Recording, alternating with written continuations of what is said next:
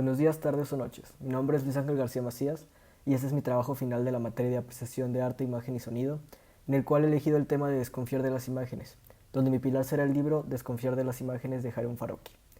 Pero debido a ser un libro muy extenso con temas demasiado variados, he decidido centrarme en un solo capítulo, el cual es mostrar a las víctimas. La razón por la que he escogido este capítulo en específico es porque hay una pregunta en mi cabeza que ha rondado desde hace ya, o que se generó en mi cabeza desde hace ya bastante tiempo, si no es que meses atrás, y se reforzó más que nada con el trabajo que hicimos al final de la primera unidad, que fue la crítica a Venice Video, y es en qué momento mostrar víctimas en las películas eh, se vuelve vulgar, por así decirlo. O bueno, yo me quiero alargar más o extender más este tema con el hecho de en qué momento la violencia como tal, eh, las imágenes de violencia cruzan la línea de lo sutil y se vuelven, ¿cómo decirlo?, exageradas o sí, o vulgares eh, o fuera de sitio. Cuando ya están fuera de sitio, cuando ya no hacen más que, no le dan a la audiencia más que asco, por así decirlo. Entonces yo quiero saber en qué momento una imagen de violencia extrema o una imagen de violencia donde muestres a una víctima eh, pueda encajar perfectamente en la película o en el momento en que ya no, en el momento que ya no funcione más. Entonces esta idea me ha rondado en mi cabeza más que nada al ver demasiado cine con demasiada violencia. Yo soy muy fanático de películas de guerra, películas de mafia y obviamente son películas que constantemente muestran imágenes bastante fuertes que obviamente a una persona sensible pues lo podrían o la podrían dejar fuera de sí, fuera de la película, lo sacarían de la película, entonces eh, pierden ciertas imágenes, pierden el valor, o la película pierde el valor si le causaste a la audiencia que simplemente no pudiera ver la película. Eso es a lo que me refiero. Entonces, pues sí quisiera saber en qué momento estas imágenes están bien utilizadas. Sin embargo, hay ciertas películas, ciertos directores más que nada, que utilizan muchas imágenes de violencia, como lo mencionaba, las películas de mafia. Obviamente, si pongo eh, varios ejemplos de directores, obviamente el primero en saltar es Martin Scorsese, o incluso podría mencionar a personas como Quentin Tarantino, que utilizan, que incluso se le ha criticado demasiado por su uso explícito de la violencia. O sea, cientos de películas, muchísimos directores que hacen esto, que usan este tipo de imágenes. Algunos no utilizan imágenes reales, o sea, se quedan dentro de la ficción. Pero, ¿en qué momento o por qué deciden utilizar estas imágenes? ¿O en qué momento las deciden utilizar? Y más importante, ¿cómo las deciden utilizar? Poniendo el ejemplo de Quentin Tarantino, por ejemplo. Eh, a él se le ha criticado miles de veces que por qué utiliza imágenes de violencia tan extremas, tan gráficas. Y aquí quiero poner el ejemplo de él, ¿por qué? Porque siento que él pone la violencia, o bueno, la manera en la que él utiliza la violencia en sus películas es bastante especial y bastante buena. O sea, obviamente sus películas podrán hablar de, o sea, podrán ser criticadas de mil y maneras diferentes, o sea, no son películas perfectas en lo personal. O sea, a mí me gustan mucho las películas de Quentin Tarantino, uno de mis directores favoritos. Bueno, creo que fue el primer director favorito que tuve, o sea, entrando a este mundo del cine, o sea, ya entrándome de lleno ya al cine, o sea, sí es de los primeros, obviamente, hablando Christopher Nolan, Quentin Tarantino, son de los primeros que te topas. Y obviamente él era mi director favorito, ya después obviamente fui descubriendo más. Y bueno, eso es otro tema, pero a mí sí me gustan sus películas, sin embargo, pues obviamente no son perfectas para nada. Sin embargo, pues sí, este uso de la violencia explícito que él hace es bastante especial. ¿Por qué? Y creo que es bastante bueno la manera en la que él lo hace. Porque cuando él utiliza violencia, él la usa de una manera tan irreal, tan... bueno, ya sabemos que él constantemente hace alusiones a otras películas. Entonces siempre ese tipo de violencia te queda... O sea, cuando tú la ves no te causa una impresión mala. ¿Por qué? Porque sabes que no es real. Por ejemplo, la manera en la que él utiliza la sangre. Cuando alguien recibe un disparo o como sea y sale sangre, normalmente la sangre que él utiliza es sangre bastante abundante, sangre bastante roja, que evidentemente dices, obviamente esto no es sangre real, esto es sangre falsa, esto es una película, esto no es la realidad en ningún momento, está tratando de emular a la realidad, al contrario, está creando una realidad propia. Entonces no te causa ese impacto negativo al ver la violencia, incluso al contrario, o sea, él lo que hace al poner esta violencia tan implícita pero al mismo tiempo tan irreal es el hecho de, amigo, estás viendo una película y diviértete un rato, ¿sabes? No en ningún momento te causa no te causa, o por lo menos Quentin Tarantino no quiere que te pongas a reflexionar sobre si esta violencia está bien o mal, si la venganza era buena o mala. Él te está diciendo, buena o mala, como sea, está siendo muy divertida.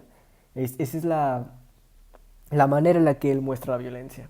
Sin embargo, obviamente hay otros directores, hay otras películas que la utilizan de una manera más real. Por ejemplo, creo que el perfecto ejemplo de este realismo extraño que no sé, es perturbador, pero al mismo tiempo es muy divertido. Y creo que el ejemplo perfecto sería Lars von Trier, más que nada con su película La casa que Jack construyó.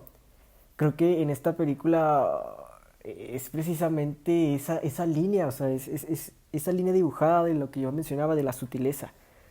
Eh, Cómo Lars von Trier crea una película tan explícita, en cierta manera, eh, sí hay unas partes que sí, obviamente no es real la violencia que está sucediendo, pero hay algunas otras partes que sí, o sea, que la violencia está ahí implícita y bastante hiperreal. Sin embargo, es una película que es muy divertida. En todo momento te cuestionas, ¿me debería estar riendo de esto? No debería estar riéndome de esto, pero es muy divertido. No puedo negarlo, no puedo esconder que estoy teniendo placer en ver estas cosas horribles.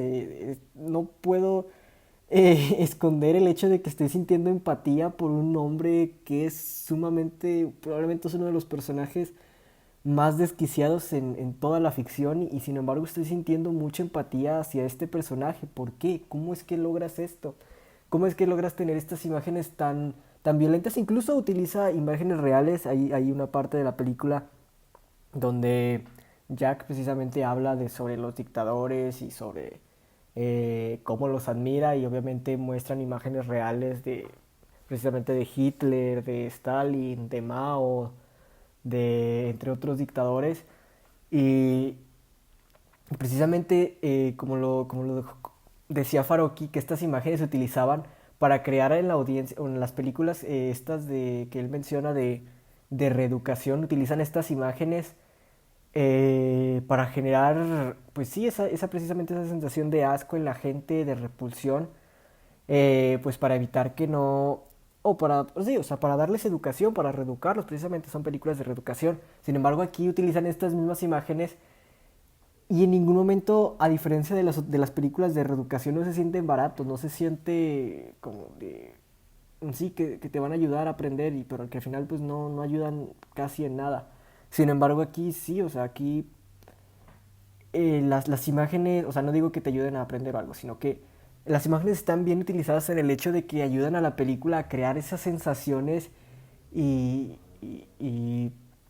a crear esta idea de por qué me está gustando lo que estoy viendo si lo que estoy viendo ya me han dicho mil y una veces que está mal, que eso está mal. Sin embargo, aquí hacen que se vea bien.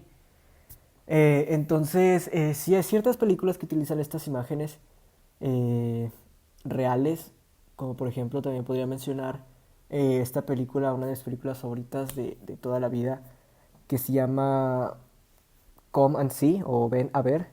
Es una película rusa, no recuerdo el director, siempre olvido el nombre del director, pero es esta película rusa, creo que es del 85, si mal no recuerdo, que pues habla, es una de las películas más brutales que he visto, que pues narra la historia de un adolescente, de un niño prácticamente en la guerra, en un niño bielorruso que se adentra en la guerra y es brutal en todos los sentidos, es una de los, probablemente la mejor película de guerra jamás hecha en toda la historia.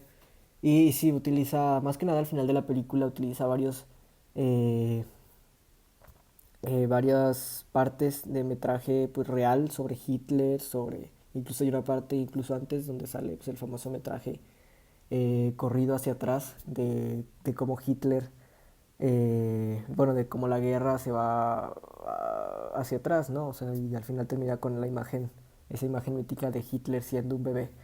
Pero incluso antes de esa parte utilizan otra que es de judíos, bueno, parece ser judíos o personas que se encontraban en campos de concentración siendo rescatadas. O sea, prácticamente eran personas casi en los huesos.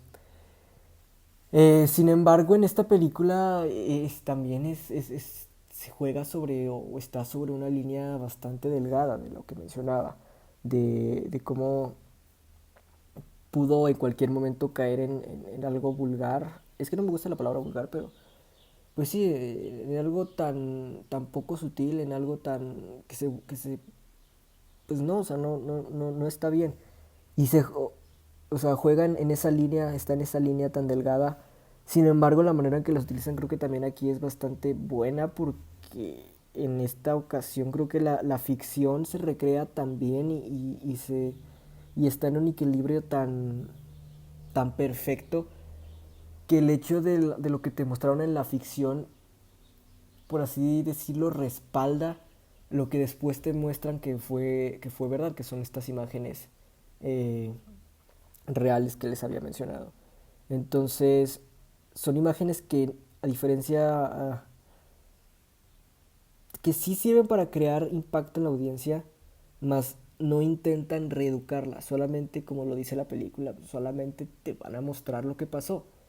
Si tú quieres sacar de aquí que si esto fue bueno, que si esto fue malo, que fue horrible, como sea, pues eso ya está en tu criterio. En ningún momento te ponen esto está mal, solamente te ponen vamos a recrear lo más posible lo que sucedió y en ningún momento vamos a tratar de influir eh, directamente en tus pensamientos, que es lo que se hace en las películas de reeducación, que literalmente te ponen a un narrador a explicarte lo que está sucediendo y creo que ahí es donde ya se cruza la línea y es algo ya que pues está fuera de lugar, que ya no está bien, que ya estás manipulando.